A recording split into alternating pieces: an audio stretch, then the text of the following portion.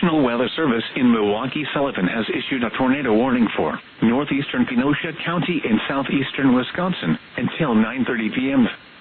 At 8:57 p.m., a severe thunderstorm capable of producing a tornado was located near Union Grove, moving east at 40 miles an hour. Hazard, tornado.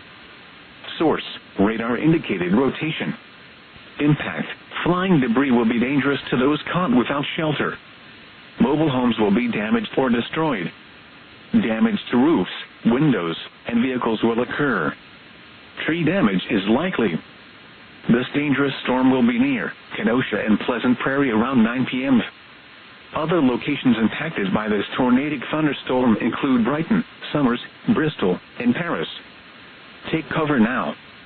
Move to a basement or an interior room on the lowest floor of a sturdy building. Avoid windows. If you are outdoors, in a mobile home, or in a vehicle, move to the closest substantial shelter and protect yourself from flying debris.